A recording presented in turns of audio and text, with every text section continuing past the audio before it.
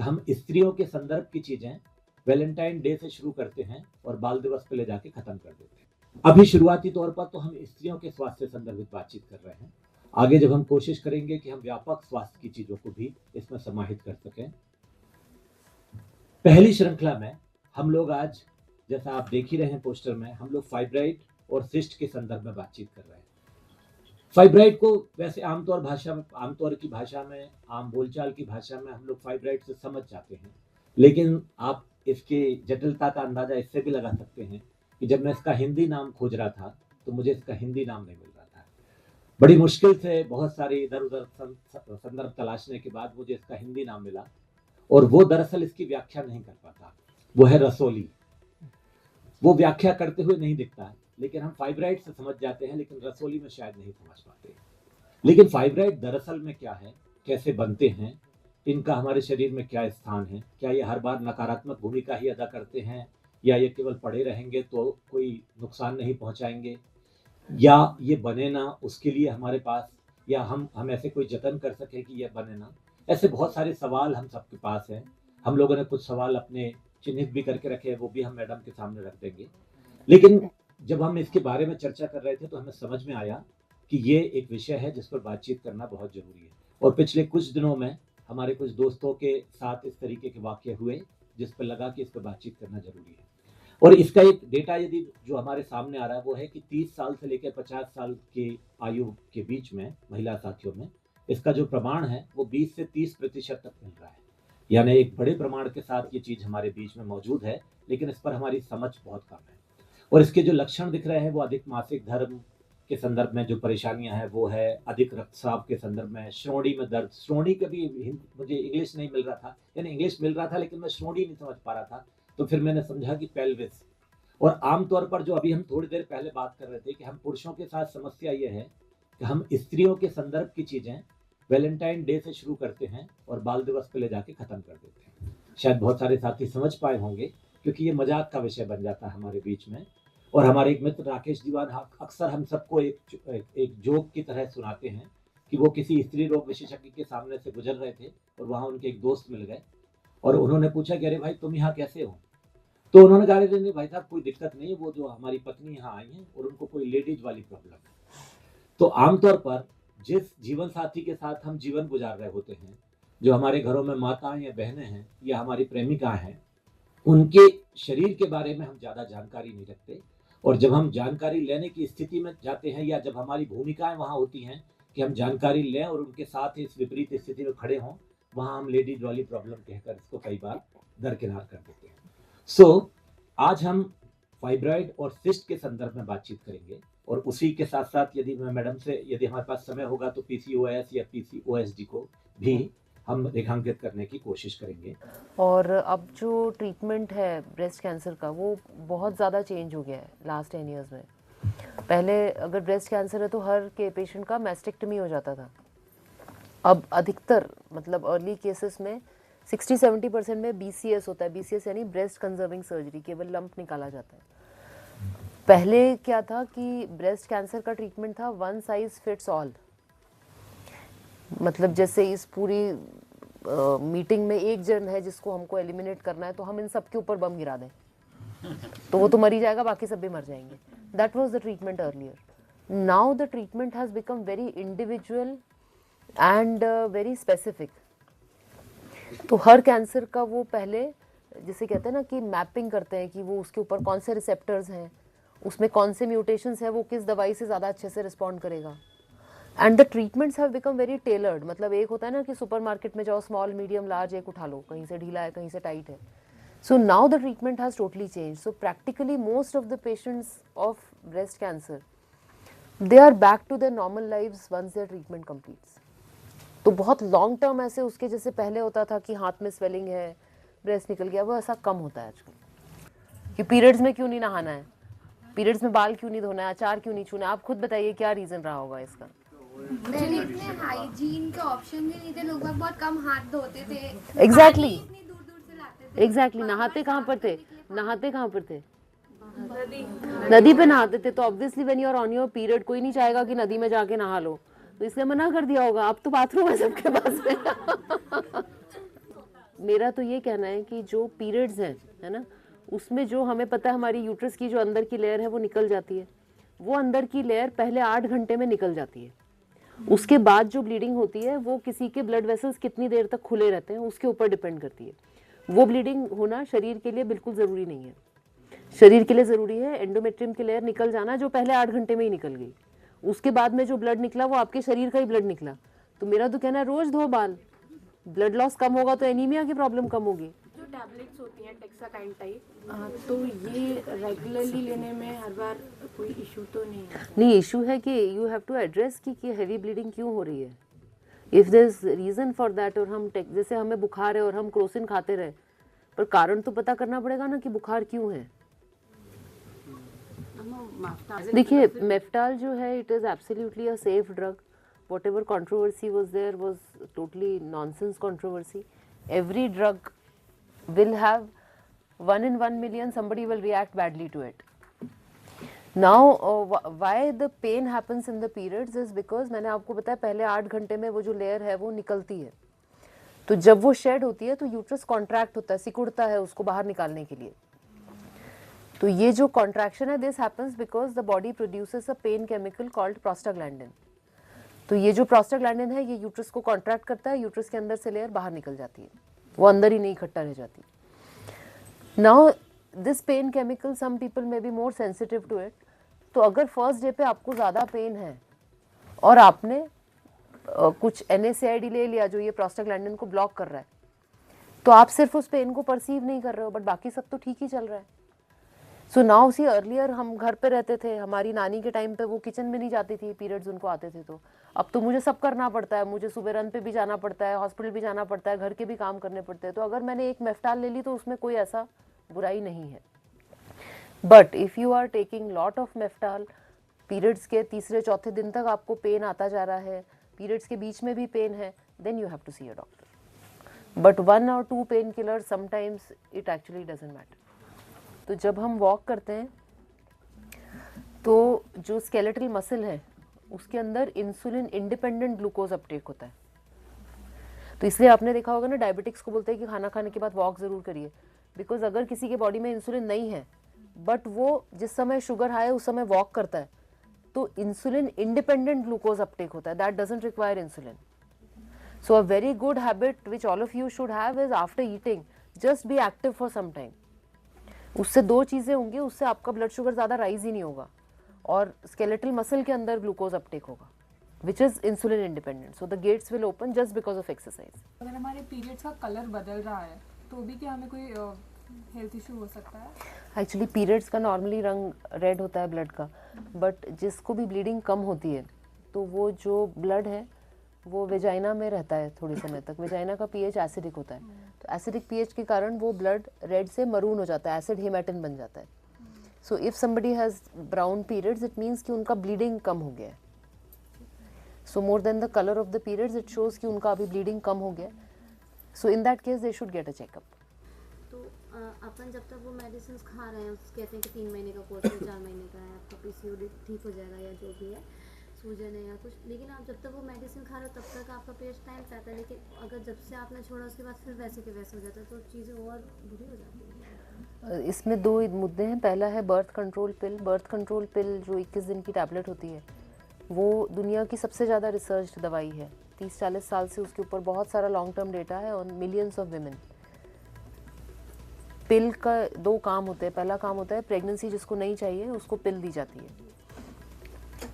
हर चीज़ का जब भी हम देखते हैं तो रिस्क बेनिफिट रेशियो निकालते हैं। अगर हम गोली खाएंगे तो कोई भी ऐसी चीज़ दुनिया में नहीं है जिसका कोई साइड इफेक्ट नहीं हो। पानी भी आप ज़्यादा पी लेंगे तो आपको वाटर इंटॉक्सिकेशन हो सकता है, मर सकते हैं आप उससे। तो जब हम पिल खा रहे हैं और हमको प्रेगनेंसी नहीं चाहिए है, so it is protecting you from an unwanted pregnancy. So it is actually protecting you from an unsafe abortion, from unintended pregnancy and its consequences. So pill is safe to take. जब PCOS की लड़कियों को पिल दी जाती है तो वो एक होता है बैंडेड सोल्यूशन। बैंडेड सोल्यूशन मतलब उसके जड़ पे मत जाओ और बस उसको ठीक कर दो थोड़ी देर के लिए। The period on the pill is not the period. You are not ovulating. आप जब दवाई बंद कर रहे हैं तो इसीलिए लाइनिंग शेड हो रही है। तो ऑब्वियसली आपने जो प्रॉब्लम था इंसुलिन रेजिस्टेंस उसको तो एड्रेस नहीं किया। आपने अपने डाइट को एड्रेस नहीं किया, आपने अपने लैक ऑफ एक्सरसाइज को एड्रेस नहीं किया, और आप सोच रहे हैं कि डॉक्टर ही कोई जादुई दवाई दे देगा उससे मैं ठीक हो जाऊंगी, तो वो नहीं होगा. Doctor has given you because till that time, in 2 to 3 months that you can make the lifestyle shift, that pill will support you to get your periods regularly. But that's it. Not true. The vagina will always have some amount of discharge.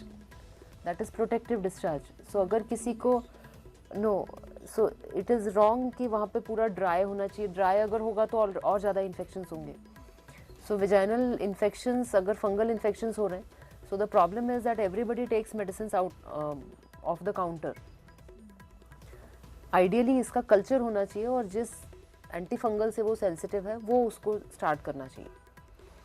अब क्या होगा, जब आप कोई antibiotic ले लेंगे तो आप, और एंटीफाइबायोटिक एंटी फंगल ऐसा आप एक कॉकटेल ले लेंगे, तो उससे जो नॉर्मल वेजाइना के प्रोटेक्टिव बैक्टीरिया हैं वो भी कम हो जाएंगे.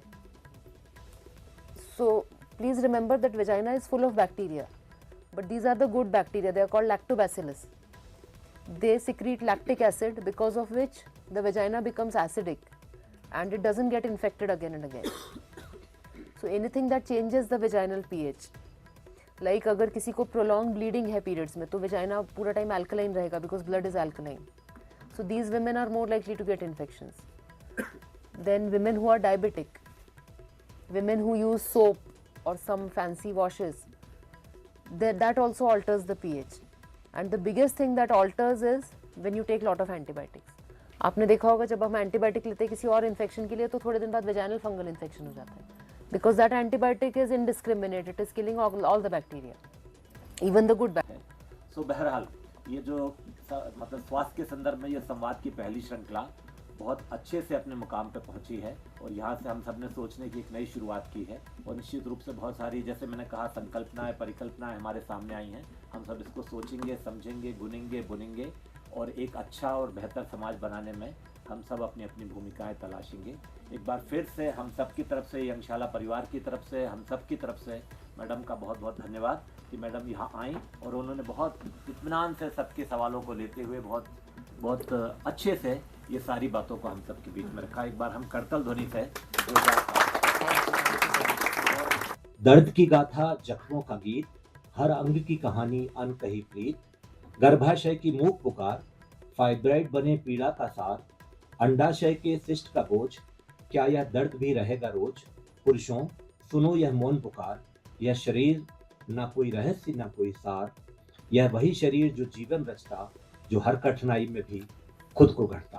तो ये स्त्री शरीर की एक सुंदर सी कल्पना, लेकिन उसको समझने की भी उतनी ही आवश्यकता है. हमारा काम है कि जब कुछ गड़बड़ी हो गई है तो उसको ठीक करना, बट मेडिसिन बाकी सब प्रोफेशन से अलग है, क्योंकि जब तक हम अपने ही होने के कारण को खत्म नहीं करें तब तक हम सही डॉक्टर नहीं हैं. अगर मैं रिप्रोडक्टिव मेडिसिन स्पेशलिस्ट हूँ तो मेरा ये भी काम है कि रिप्रोडक्टिव डिसऑर्डर्स क्यों हो रहे हैं इनके ऊपर मैं शोध करूँ. अगर कुछ ऐसी चीज़ है जो हम सब कर सकते हैं जिससे हमें आगे चल के ये प्रॉब्लम नहीं हो, तो वो भी करना मेरा ही काम है, और ये उतना ही इम्पोर्टेंट है जितना कि एक पेशेंट को प्रॉब्लम में आने के बाद ठीक करना. तो मैं पिछले कई सालों से जब भी मुझे मौका मिलता है स्वस्थ लोगों से बात करने का रिप्रोडक्टिव डिसऑर्डर्स के बारे में, तो मैं वो मौका कभी भी नहीं छोड़ती. अब आज हम बात करने वाले हैं, ऐसा लगता है कि हम महिलाओं के बारे में बात करने वाले हैं, बट हम महिलाओं के बारे में नहीं, हम परिवार के बारे में बात करना चाहते हैं, क्योंकि हर परिवार की जो एक्सेस है वो महिला ही होती है. और अनफॉर्चुनेटली आप हमेशा देखोगे कि गायनेकोलॉजिस्ट जो डॉक्टर्स होते हैं उनके पास हमेशा बहुत भीड़ होती है बाकी सब डॉक्टर्स की अपेक्षा, और वो बहुत ज़्यादा बिजी रहती हैं. तो क्या इसका मतलब है कि महिलाएं ज़्यादा बीमार पड़ती हैं? फिर ऐसा क्यों होता है कि जो मेंस हेल्थ के डॉक्टर्स हैं, फिजिशियंस हैं, वो इतने बिजी नहीं होते और गायनेकोलॉजिस्ट ही इतना बिजी होती है? उसके दो कारण हैं. उसका सबसे बड़ा कारण ये है कि स्वास्थ्य जो है या जो मेडिकल सर्विसेज है वो हमेशा प्रायोरिटाइज करती है अर्निंग मेंबर को. तो हर अस्पताल में एक अलग से विभाग होता है जिसे कहते हैं एग्जीक्यूटिव हेल्थ चेकअप डिपार्टमेंट. नाम से ही क्लियर है कि एग्जीक्यूटिव्स वहाँ पे आते हैं अपना हेल्थ चेकअप कराने जिससे वो बीमार नहीं हो. कभी आपने कोई ऐसा डिपार्टमेंट देखा जहाँ लिखा हो women's preventive health checkup department? आज तक तो किसी अस्पताल में नहीं है, मुझे ही बनाना पड़ेगा। तो हर जगह जहाँ पर जो इकोनॉमिकली पर्सन है जो अर्न करता है उसकी हेल्थ को हमेशा प्रायोरिटाइज किया जाता है, और इसके कारण क्या होता है कि बहुत सारी बीमारियों से वो एक्चुअली बच जाते हैं, क्योंकि वो समय समय पर अपने तबीयत का ख्याल रखते हैं, डॉक्टर उनका चेकअप करते रहते हैं, कोई भी प्रॉब्लम आने के पहले ही वो उसे ठीक कर देते हैं। बट महिलाओं के साथ दोहरी मार है, उनको भगवान ने एक गिफ्ट दिया हुआ है और एक कर्स दिया हुआ है। गिफ्ट क्या है? गिफ्ट ये है कि उनको भगवान ने कुछ ऐसी अनकैनी एबिलिटीज दी हुई हैं कि वो बिना बात किए ही समझ जाती हैं कि इनके दिमाग में क्या चल रहा है, इनके दिमाग में क्या चल रहा है, सिर्फ देख कर ही। जैसे आप सबके घर में मम्मियाँ जो हैं, घर में हमें हेल्प करने के लिए दीदी आती हैं, वो जिस अंदाज से बर्तन धो के और उसमें टोकरी में पटक रही हैं, उससे ही समझ जाती हैं कि आज क्या है, आज कुछ गड़बड़ तो नहीं होगी। तो जब वो दीदी थोड़ा सा अपसेट रहती है किसी बात से और जोर से बर्तन पटक रही होती है, तो मम्मी उसको साइड में ले जाती हैं और कहती है अरे बैठो चाय पी लो, तुम रहने दो, मैं कर दूंगी। तो किसी महिला को ये बताना नहीं पड़ता मुंह से कि सामने वाले के दिमाग में क्या चल रहा है। उनको ये गिफ्ट है of being very sensitive, isn't it? है कि नहीं? सच ये। आपकी जो फ्रेंड है या किसी की गर्लफ्रेंड होगी तो उसको बताना नहीं पड़ता, जिस अंदाज से आप स्कूटर की किक मार रहे हो वो उसी से समझ जाएगी कि आज इसका मूड अच्छा है कि खराब है। मगर ये जो सेंसिटिविटी है अनफॉर्चुनेटली ये बाहर की दुनिया के लिए है, हमारे अंदर क्या हो रहा है ये हमें कभी समझ में ही नहीं आता। चाहे वो हमारे साइकोलॉजिकल अप्स एंड डाउन्स हैं, है ना। कई बार ऐसा होता है कि आप खुद ही बहुत ज्यादा चिड़चिड़ कर रहे हो बट आपको समझ ही नहीं आता है, फिर कोई और बताता है कि अरे लगता है आप प्री मेंस्ट्रुअल हो, तो फिर आपको लगता है अच्छा ज्यादा चिड़चिड़ हो रही है। तो ये जो सेंसिटिविटी है भगवान ने हमें एक गिफ्ट दी है, और उसके साथ में एक कर्स भी दिया है कि हम अपनी खुद की नीड्स, हमारे हेल्थ इश्यूज, हमारा जो शरीर हमसे बात करने की कोशिश कर रहा है वो हम कभी सुनते ही नहीं। And because of this most of the women's issues which we see in a very grave manner in the clinic, वो सब अधिकतर प्रिवेंटेबल है। अगर प्रिवेंटेबल नहीं है तो एटलीस्ट वो टाइमली ट्रीटेबल है। कॉमनली अगर आप मेरे ओपीडी में देखो तो इनफर्टिलिटी तो एक खैर बात है ही, उसके अलावा यदि मेरे पास 100 महिलाएं आती हैं तो उसमें से लगभग 20 से 25 होती है जिनको एबनॉर्मल वेजाइनल डिस्चार्ज की प्रॉब्लम है, लगभग 20 to 30% होती हैं जिनके पीरियड्स अनियमित हैं, लेट आ रहे हैं या आ ही नहीं रहे हैं, लगभग 20 से 30% होती है जिनको फाइब्रॉइड्स या एडिनोमायोसिस की समस्या है। ये तीनों ही जो प्रॉब्लम्स हैं वो काफी हद तक प्रिवेंटेबल हैं, काफी हद तक मेडिकली ट्रीटेबल है। और लास्ट एक जो 10% है जो कि ग्रेव डिसऑर्डर्स बोल सकते हैं वो है कैंसर्स, वो है सर्वाइकल कैंसर या यूट्रस का कैंसर। ये जो चारों डिसऑर्डर्स हैं इन सब के बारे में अगर हमें पहले से कुछ चीजें पता हो तो हम इन्हें प्रिवेंट कर सकते हैं, ट्रीट कर सकते हैं, और ये बहुत फेटल हो जाए, बहुत सीरियस हो जाए उसके पहले हम इन्हें रोक सकते हैं। So we will start with the fibroids. I think before fibroids we should start with the menstrual cycle और what is normal and what is abnormal. So first thing that as women all of us should do is to chart your periods. हम सबका जो periods का cycle है वो बहुत individual होता है, सब किसी का 3 दिन का होता है, किसी का 7 दिन का होता है, किसी का 28 डेज का साइकिल होता है, किसी का 40 डेज का होता है। कॉमनली जब लड़कियां मेरे पास आती हैं या महिलाएं मेरे पास आती हैं और मैं उनसे पूछती हूँ कि आपका लास्ट पीरियड कब आया था, तो आप सोच नहीं सकते कि उनका क्या रिएक्शन होता है। वो अपने हस्बैंड्स की तरफ देखती हैं कि हस्बैंड बताए कि उनका लास्ट पीरियड कब आया था। So this is such a tragedy कि आप दिन भर काम में इतने बिजी हैं कि आपको अपने खुद के पीरियड्स की डेट के लिए अपने हस्बैंड की तरफ देखना पड़ रहा है। So the first thing that all of you have to do is to download a tracker, या फिर आपको प्राइवेसी कंसर्न है तो आप एक कैलेंडर पे कम से कम मार्क करके, और आपका जो पीरियड्स है वो आपको पता होना चाहिए। और जब ये साइकिल गड़बड़ हो रहा है, लेट हो रहा है या कम हो रहा है आपके जो ड्यूरेशन है उसके हिसाब से, that is when you should start thinking कि हाँ मुझे शायद एक हेल्थ चेकअप की आवश्यकता हो सकती है। नॉर्मली डॉक्टरी भाषा में 25 से 35 दिन के अगर आपके पीरियड्स आ रहे हैं और 3 से 5 दिन तक ब्लीडिंग है तो ये नॉर्मल माना जाता है। 35 दिन से ऊपर यदि साइकिल है या फिर 25 दिन के पहले आ रहा है तब आपको डॉक्टर की सलाह की आवश्यकता है। नॉर्मल जो ब्लीडिंग है वो भी हर महिला की अलग अलग होती है। यूजुअली 4 to 5 पैड्स एक दिन में सोक होना चाहिए। अब इसमें भी ये दिक्कत है कि कुछ लोग पैड्स बहुत ज़्यादा गीले पूरा भीगने तक चेंज करते हैं, कुछ थोड़ा सा ही स्टेन होने पे चेंज कर देते हैं। So the best way to know कि हमको ब्लीडिंग ज़्यादा है कि कम है, वो एक तरीका है मेंस्ट्रुअल कप। जो लड़कियां मेंस्ट्रुअल कप यूज करती है तो एक टाइम में कप में लगभग 25 से 30 ml आता है, तो आप एग्जैक्टली क्वांटिफाई कर सकते हो अपना ब्लड लॉस। और ये मुझे लगता है कि मेंस्ट्रुअल कप का बहुत बड़ा फायदा है, because you actually understand how much blood you are losing. Normal blood loss is around 60 to 80 ml पूरे 5 दिन में। अब जो मेंस्ट्रुअल कप नहीं यूज करते हैं वो कैसे क्वांटिफाई करेंगे? तो अगर आपको ब्लड क्लॉट्स जा रहे हैं, या फिर आपको एक चीज हो रही है जिसको फ्लडिंग कहते हैं। फ्लडिंग का मतलब है कि हम बैठे हुए और खड़े हुए और अचानक से बहुत सारा ब्लड निकल गया, या फिर हम बैठे हुए और हमारे कपड़े सोख हो गए या बिस्तर खराब हो गया, ये नॉर्मल नहीं हो सकता। या फिर कई महिलाएं सालों से 2 या 3 पैड्स यूज कर रही हैं और उन्हें ऐसा लगता है कि यही नॉर्मल है। This is also not normal. If you need to use extra large pads या जो रात वाले पैड होते हैं वो आपको दिन में भी यूज करने पड़ रहे हैं, फिर भी आपका स्टेन हो रहा है, then it is not normal. The rule of thumb is कि when you are in doubt, it is best to see a doctor. अब periods को मैनेज करने के तरीके पे शायद आप लोगों का डिस्कशन पहले भी हुआ ही होगा। सैनिटरी नैपकिन्स, डिस्पोजेबल पैड्स, ये है जो हम लोग 90% लोग यूज करते हैं।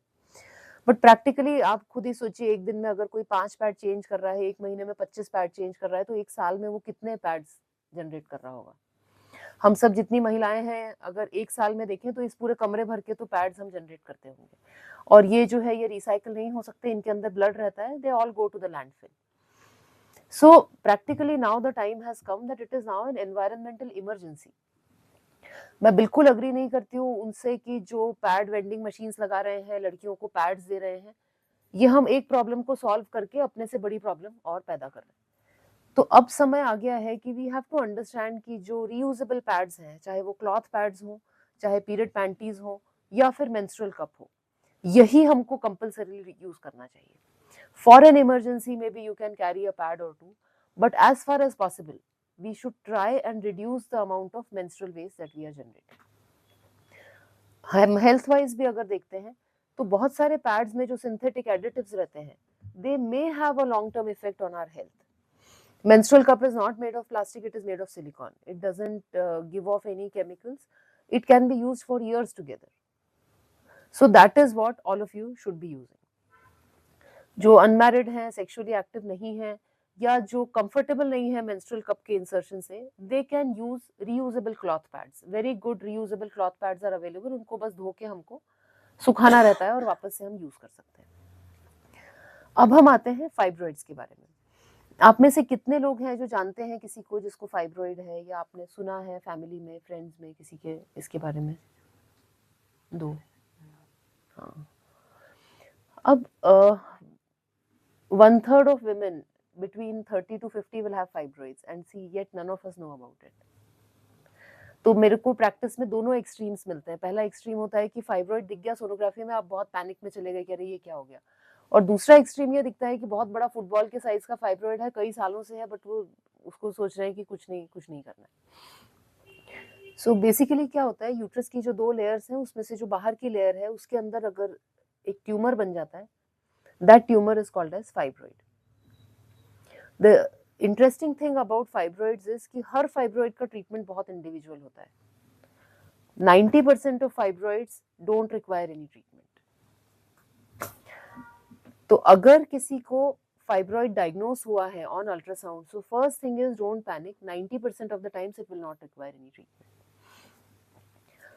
फाइब्रॉइड्स का मेडिकल ट्रीटमेंट पॉसिबल नहीं है कि कोई हम दवाई खा लें और वो डिसॉल्व हो जाए, ऐसा पॉसिबल नहीं है, सिंपली बिकॉज ये सॉलिड ट्यूमर्स हैं।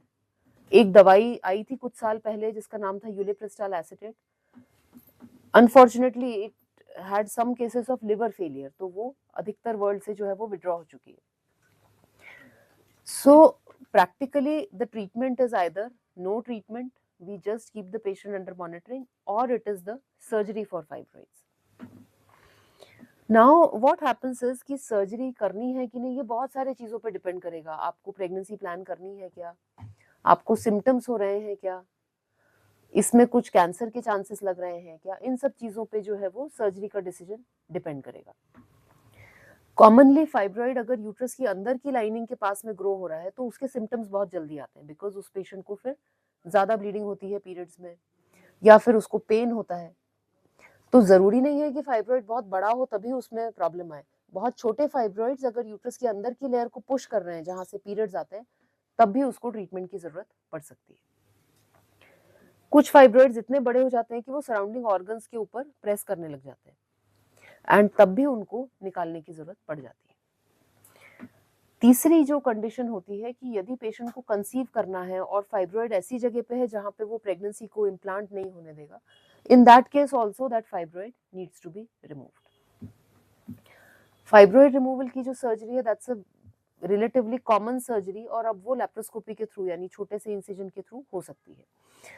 तो एसेंशियली फाइब्रॉइड्स मैलिग्नेंट नहीं होते, कैंसरस नहीं होते, but 1% of the fibroids may have some abnormal cells in it. अब क्या पॉसिबल है कि हम फाइब्रॉइड से बच सके या हमें फाइब्रॉइड्स नहीं हो? So practically yes and no. जो लोग जिनके बच्चे होते हैं या 2 या 3 जिनके बच्चे होते हैं, उनके अंदर फाइब्रॉइड्स का इंसिडेंस कम होता है। दैट इज बिकॉज फाइब्रॉइड कहीं ना कहीं हाई ईस्ट्रोजन लेवल्स के कारण होता है।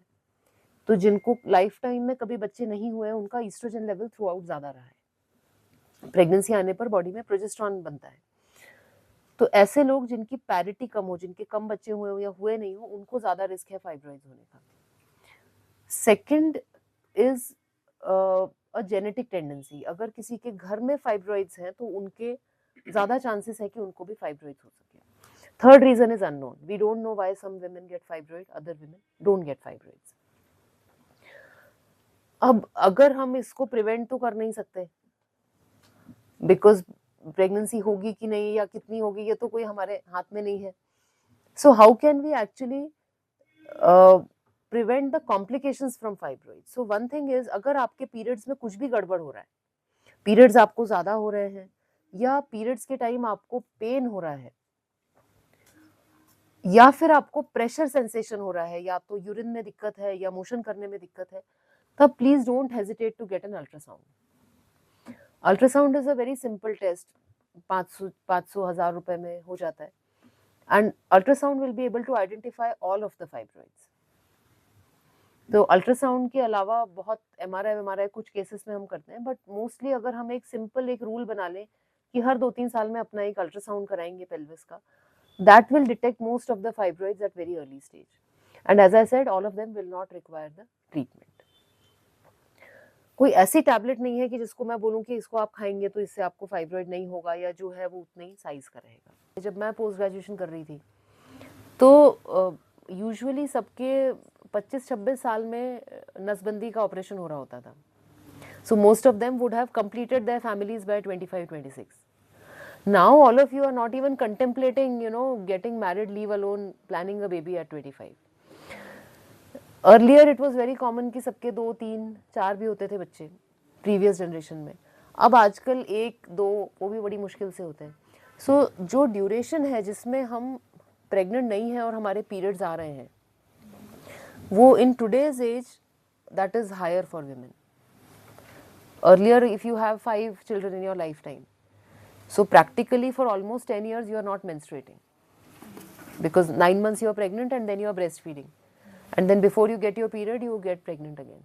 So जो lifetime duration है of periods और exposure to estrogen, that has increased. So जो estrogen dependent conditions है, endometriosis, adenomyosis, fibroids, उनका हो सकता है कि अभी हम prevalence ज़्यादा देख रहे हैं, and these are societal changes. So you can't say that because आपको फाइब्रॉइड नहीं होना चाहिए आप शादी कर लो या आप बच्चे कर लो, वो तो ठीक नहीं है। Also it's a correlation, it's not a causation. So women with low parity have more fibroids, but it doesn't mean that having less children causes fibroids. There are so many other reasons for fibroids, isn't it? Ma'am breast के fibroids और हाँ, के fibroids कैसे अलग ये बिल्कुल totally अलग है, कुछ भी इसमें सेम नहीं है। Both require surgery. ब्रेस्ट में जो ट्यूमर्स होते हैं उनको फाइब्रो एडिनोमास कहते हैं। सो फाइब्रो कॉमन है बिकॉज फाइब्रस एलिमेंट है उसके अंदर, बट फाइब्रो एडिनोमास भी बिनाइन होते हैं, अगर वो बहुत बड़े हैं तब उनकी सर्जरी की जाती है, उसमें कैंसर का रिस्क नहीं होता है. Same is with fibroids, but these two are not related to each other. Fibroids sometimes are multifocal. So this patient may eventually develop another fibroids down the line. It is possible. इसीलिए हम जब surgery plan करते हैं तो usually हम MRI करके properly देखते हैं कि और कहाँ फाइब्रॉइड्स हैं. और हर छोटे फाइब्रॉइड को सर्जरी नहीं भी की जाती because we may end up damaging the uterus. So yes, there is a chance, but we try and minimise it during the surgery.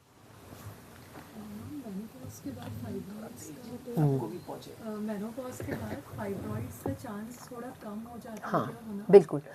So already कुछ है तो वो बढ़ता right, because they are always oestrogen dependent. तो menopause के बाद fibroid stop growing.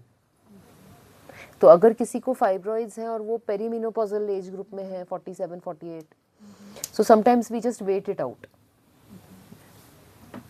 But अगर menopause के बाद फाइब्रॉइड ग्रो हो रहा है, then we may expect that it's an abnormal fibroid and that needs to be removed. So I'm sure, how many of you have heard of PCOS? Everyone, almost everyone. Now, fortunately or maybe unfortunately, we don't know what causes it. So whenever medical terminology में आप ये word देखोगे syndrome, तो आप समझ जाना कि डॉक्टरों को इसके बारे में कुछ नहीं पता. So syndrome means that it is an association of symptoms, the cause of which is not known or poorly understood. So the same thing is happening with PCOS. It is a disease which is rising explosively. So in my practice, 10 years ago there were very few patients and now every third woman has PCOS. तो इसमें जो definition है जो medically हम लोग use करते हैं define करने के लिए, that is something called as Rotterdam criteria. Rotterdam एक पोर्ट है यूरोप में. वहाँ पर एक कंसेंसस मीटिंग हुई थी एक्सपर्ट्स की एंड दे डिसाइडेड कि ये 3 हम क्राइटेरिया निकालते हैं. इन 3 में से अगर किसी लेडी को 2 भी हैं तो हम उसे PCOS कहेंगे. So these 3 criteria are, if किसी के पीरियड्स बहुत लेट आते हैं, दैट इज़ 1. सेकेंड इज़ अगर उसको फीचर्स हैं हाई एंड्रोजन लेवल्स के, चेहरे पे हेयर ग्रोथ ज़्यादा हो रही है, एक्ने हो रहे हैं, हेयर फॉल हो रहा है, ब्लड में टेस्टोस्टेरोन लेवल्स ज़्यादा आ रहे हैं, दैट इज़ क्राइटेरिया नंबर 2.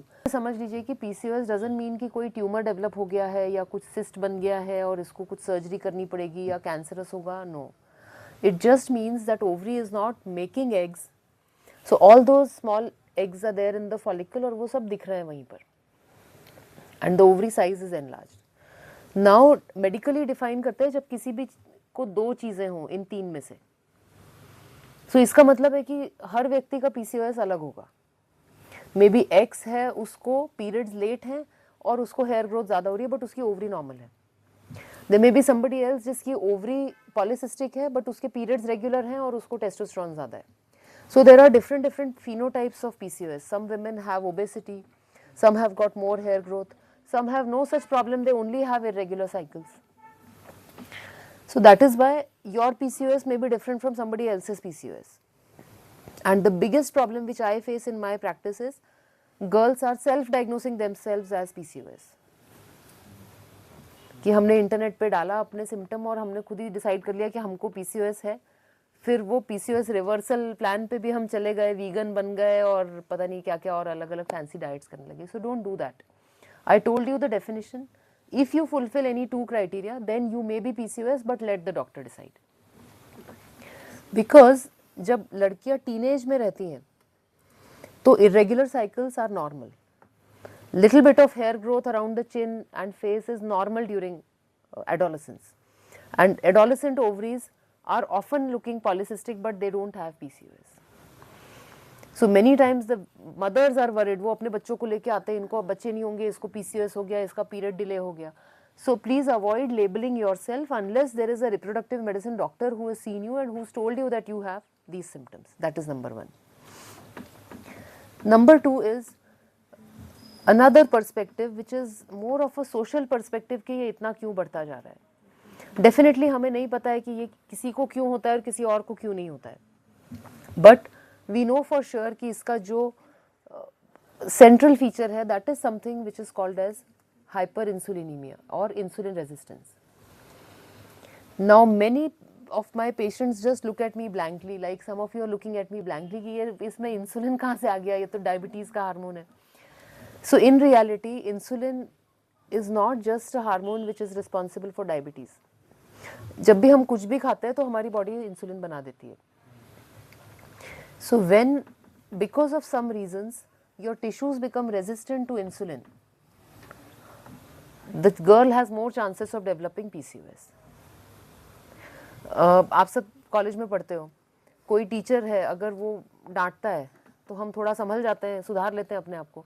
अगर कोई टीचर है जो रोज आके डांटता रहता है तो हम क्या करते हैं, रेजिस्टेंट हो जाते हैं, चलने दो.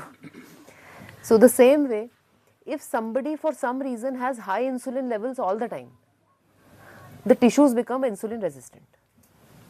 अब जब टिश्यूज इंसुलिन रेजिस्टेंट हो गए तो क्या होगा, इंसुलिन का क्या काम है, क्या करता है इंसुलिन, ब्लड शुगर को मेंटेन कैसे मेंटेन करता है. जैसे ही हम खाना खाते हैं तो शुगर लेवल तो बढ़ेगा क्योंकि वो पूरा एब्जॉर्ब हो गया, ब्लड में शुगर चला गया. अब इंसुलिन क्या करता है, इंसुलिन कुछ गेट्स होते हैं सेल्स के अंदर, उसको खोल देता है. तो ये जो ब्लड में ग्लूकोज है वो सेल्स के अंदर चला जाता है. ठीक है. So insulin is like a gatekeeper. These gates are called as GLUT, glucose transporters. So insulin goes and opens the gates in all your cells so that जो हमने खाना खाया वो जल्दी से सेल्स के अंदर चला जाता है और सेल्स अपने काम के लिए उसको यूज कर लेती हैं. If somebody doesn't have insulin in their body, what happens, जब वो खाना खाते हैं तो ब्लड में तो शुगर बढ़ जाता है, but this sugar has nowhere to go. और उनके टिश्यूज में तो कुछ ग्लूकोज पहुंच ही नहीं रहा है. So जिसको देखना आप अनडायग्नोज्ड डायबिटीज रहती है वो दुबले दुबले होते चले जाते हैं because their tissues are not getting the glucose. Now when insulin is high for a very long time, the tissues become insulin resistant, and what happens because of insulin resistance is, in young women there is increase in level of a hormone called LH. हमारे body में दो hormones होते हैं, LH और FSH. ये pituitary से निकलते हैं. इंसुलिन ज़्यादा बढ़ने से LH बढ़ जाता है, LH बढ़ने से टेस्टोस्टेरोन लेवल्स बढ़ जाते हैं, and because of this ovulation की प्रोसेस स्टॉप हो जाती है. जब ओव्यूलेशन ही नहीं होगा तो पीरियड्स नहीं आते हैं. So it's a cascade which begins with insulin resistance. Now what has happened that why this woman और girl has high insulin levels?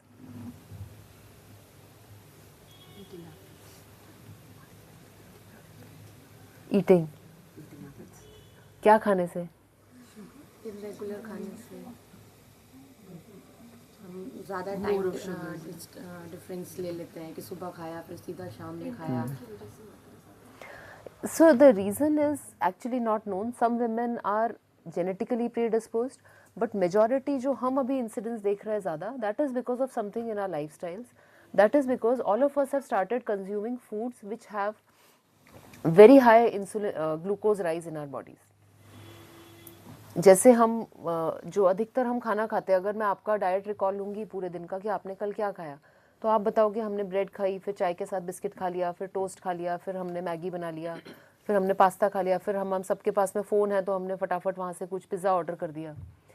So there are two things which cause a very high rise in glucose. One is anything which is made with refined flour, that is maida. तो मैदे की बनी हुई कोई भी आप चीज़ खाओगे, और अगर कुछ लोग, मुझे नहीं पता, मैं अपने शुगर्स मॉनिटर किए मैंने थोड़े दिन तक, वो एक कंटिन्यूस ग्लूकोज मॉनिटर होता है उससे, तो जैसे ही हम मैदे की बनी कोई चीज़ खाते हैं तो इतना फास्ट राइज होता है जैसे मिठाई खाने से होगा, बिकॉज मैदा बहुत ज़्यादा रिफाइंड होता है. It is made to increase your sugars very rapidly. So practically we can't change our genes. हम जेनेटिक्स को तो चेंज नहीं कर सकते. अगर हम प्री डिस्पोज हैं PCOS के लिए तो हमें शायद हो जाएगा, बट प्रैक्टिकली जो हम कर सकते हैं that is please reduce your intake of maida and sugar. अगर हमें खाना भी है, सपोज हमको सैंडविच खाना है, उसके अंदर मैदे का ब्रेड है, तो try and increase the protein and fibre in that meal, because fibre और प्रोटीन से क्या होगा कि जो ग्लूकोज राइज है वो थोड़ा सा ब्लंट हो जाएगा. और इंसुलिन ज़्यादा कब बढ़ता है? जब हमारा शुगर ज़्यादा बढ़ता है. Third and most important thing is the absolute lack of exercise in our lives. Human body, especially the female body, has evolved over thousands of years to work very hard, to produce lot of babies and to eat the leftovers. अगर हम अपनी नानी दादी से भी पूछेंगे तो वो कभी भी साथ में बैठ के उन्होंने कभी खाना नहीं खाया होगा. घर की महिलाओं का एक अलग ग्रुप होता था, सबको खिलाने के बाद जो बचेगा वो अगर मिलजुल के और खा लेंगी. उस समय खाना इतना मुश्किल था कि अगर कोई एक भी गेस्ट आता था तो घर का पूरा अंदाज गड़बड़ हो जाता था. पिछले 2 जनरेशन से क्या हो गया कि जो घर के लड़के खाना खाते हैं वही घर की लड़कियां भी खाना खाती हैं. इवन मेरी मम्मी के बचपन तक ऐसा होता था कि भाई दूध पीता था और बहनें कभी दूध नहीं पीती थी. ये ज्यादा पुरानी बात नहीं, 40-50 साल पुरानी बात है या 30-40 साल पुरानी बात है. अब लड़कियां खाना तो सब वही खाती हैं जो लड़के खाते हैं, मगर एक्सरसाइज वो 8th स्टैंडर्ड के बाद करना बंद कर देती हैं, क्योंकि 8th के बाद हमें कोचिंग में जाना है, फिर 9th में जाना है, फिर 11th 12th में हमको डमी स्कूल लेना है, फिर उसके बाद हमारे कॉलेज ऐसे बने हुए 9 से 6 और बचा हुआ टाइम बस. तो फिर समय ही कहाँ बचा. ऑल ऑफ अस, एटलीस्ट मैं जब स्कूल जाती थी मैं साइकिल से स्कूल जाती थी. मैं 12th में मैंने मोपेड खरीदी थी, उसके पहले मैं साइकिल से स्कूल जाती थी. जब हम लोग मिडिल स्कूल में थे तो हमारा पीटी पीरियड कंपलसरी होता था जिसमें 1 घंटे आउटडोर करना होता था. अब किसी भी स्कूल में ग्राउंड ही नहीं होता, असेंबली क्लास के अंदर बैठ के ही होती है. So there is no scope of any physical exercise. किसी के पास साइकिल नहीं होती. अधिकतर लोग बस से आते हैं और बस स्टॉप तक भी पेरेंट्स अपनी गाड़ी से छोड़ने आते हैं. और बस स्टॉप पे भी कोशिश रहती है कहीं बैठने को मिल जाए कि बच्चे, अब फूल जैसा बच्चा खड़ा ना हो जाए 10 मिनट के लिए. सो इतना ज्यादा आराम और इतना ज्यादा खाना ह्यूमन हिस्ट्री में पहली बार मिला हुआ है. तो उसके कारण क्या हो रहा है कि जो दुकानें चल रही वो चल रही डॉक्टरों की.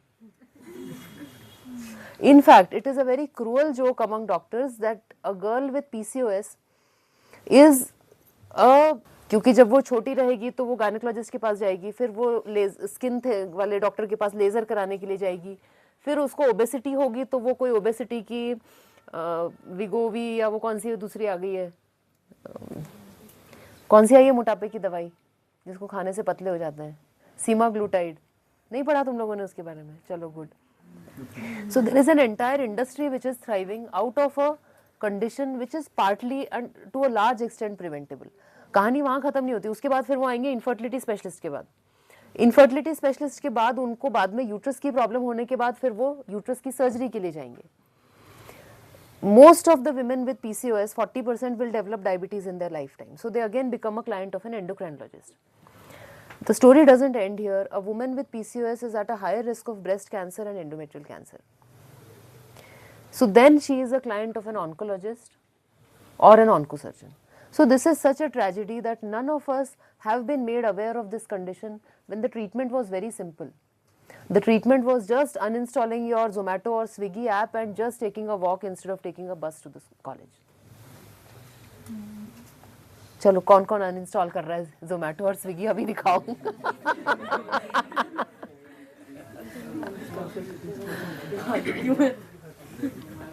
So I think that my last message to all of you is that most of these things are inevitable in our life. हम कॉलेज नहीं छोड़ सकते, हम जैसा हमको खाना बनाना है हम हमेशा हॉस्टल में रहते हैं, नहीं बना सकते. But there is one thing that all of us can do and that is we can all move more. जब हम छोटे थे, मुझे याद है मैं 10-15 साल पहले मैं ही पेशेंट्स को समझाती थी कि देखो जिम तो कोई लाइफ टाइम जा नहीं सकता है, वो तो प्रैक्टिकल नहीं है, सिर्फ फिल्म स्टार्स जाते हैं जिम. और 15 साल बाद मैं खुद हर साल जिम की मेंबरशिप भरती हूँ और अपने हर पेशेंट से इंसिस्ट करती हूँ कि अब हमारी लाइफस्टाइल में वो मूवमेंट्स ही नहीं है जो हमारे मसल्स को और बॉडी को मेंटेन करने के लिए ज़रूरी है. सो जब हम जिम में करते हैं, हम पुश पुल करते हैं, हम लेग डे करते हैं, practically our grandmothers were doing it in the course of the day. घर ही इतने बड़े होते थे कि वहां पे आप अगर झाड़ू ही लगा लो तो आपकी पूरी स्पाइन जो है वो फ्लेक्स एक्सटेंड होके पूरी फ्लेक्सिबल हो जाएगी. पानी ही सब लोग बाहर से उठा के लाते थे तो वेट ट्रेनिंग की क्या अलग से जरूरत थी. कपड़े ही धोते थे तो उसमें अपर बॉडी अपने आप ही हो जाता था. But practically we can not go back and do that in our life time.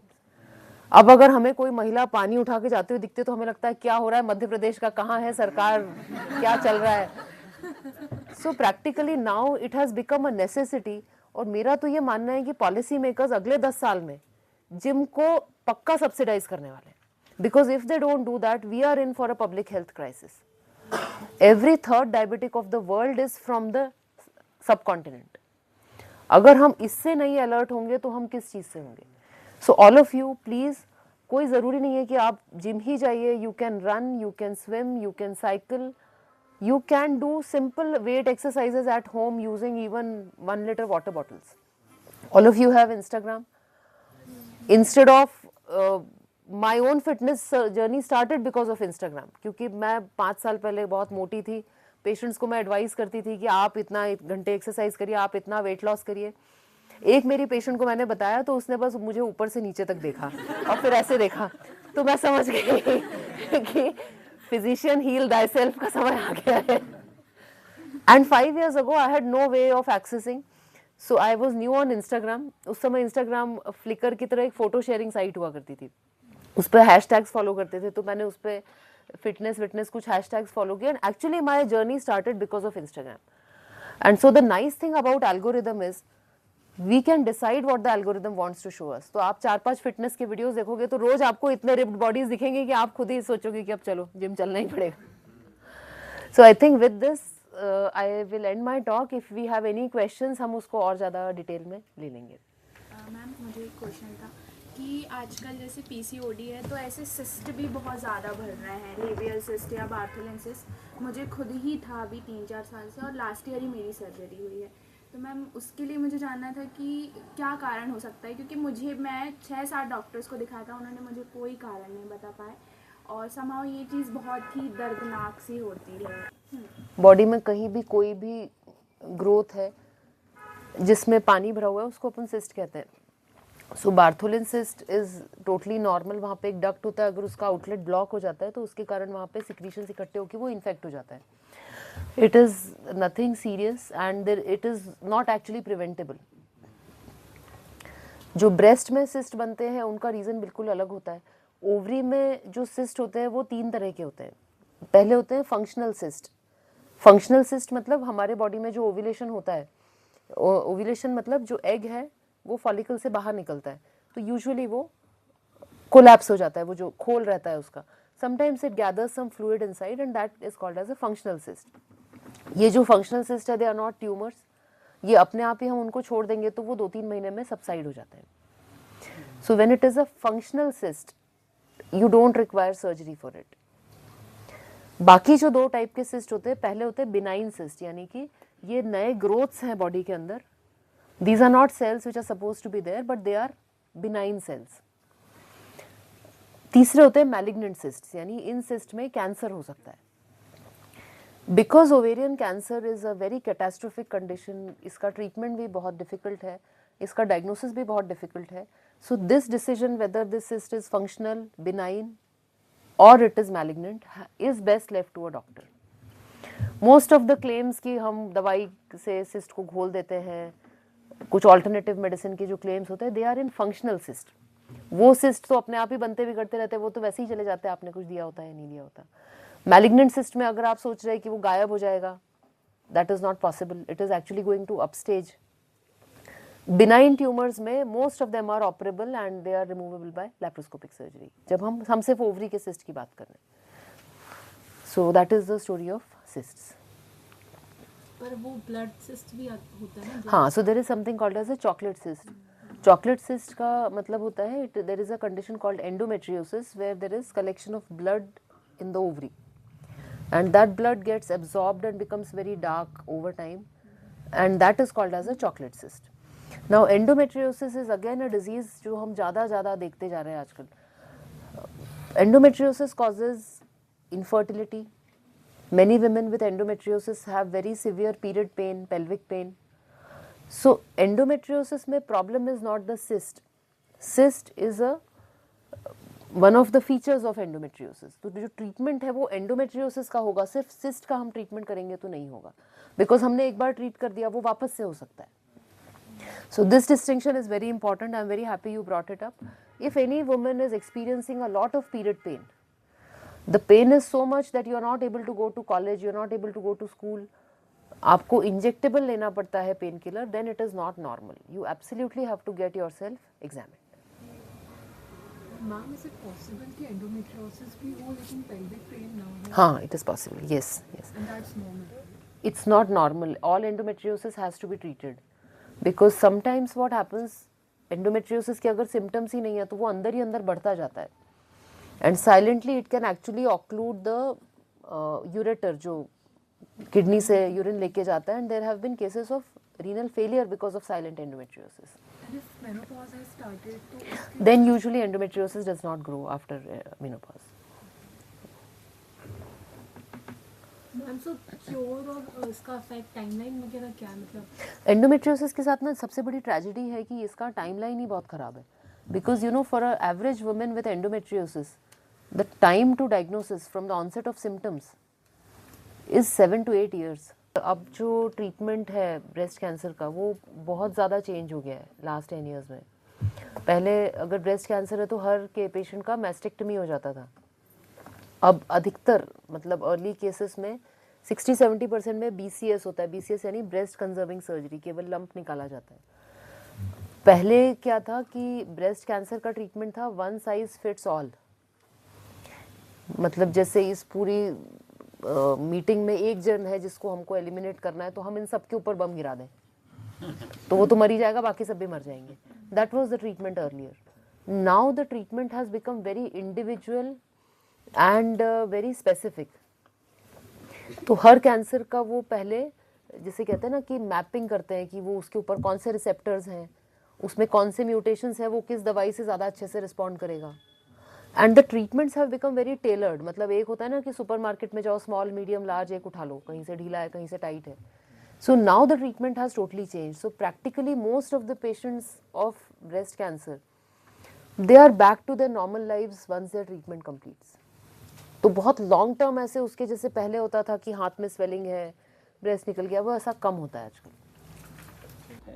सो बहरहाल ये जो मतलब स्वास्थ्य के संदर्भ में ये संवाद की पहली श्रृंखला बहुत अच्छे से अपने मुकाम पे पहुंची है और यहाँ से हम सब ने सोचने की एक नई शुरुआत की है और निश्चित रूप से बहुत सारी, जैसे मैंने कहा, संकल्पनाएं, परिकल्पनाएं हमारे सामने आई हैं. हम सब इसको सोचेंगे, समझेंगे, गुनेंगे, बुनेंगे और एक अच्छा और बेहतर समाज बनाने में हम सब अपनी अपनी भूमिकाएं तलाशेंगे. एक बार फिर से हम सब की तरफ से, यंगशाला परिवार की तरफ से, हम सब की तरफ से मैडम का बहुत बहुत धन्यवाद कि मैडम यहाँ आई और उन्होंने बहुत इत्मीनान से सबके सवालों को लेते हुए बहुत अच्छे से ये सारी बातों को हम सबके बीच में रखा. एक बार हम करतल ध्वनि से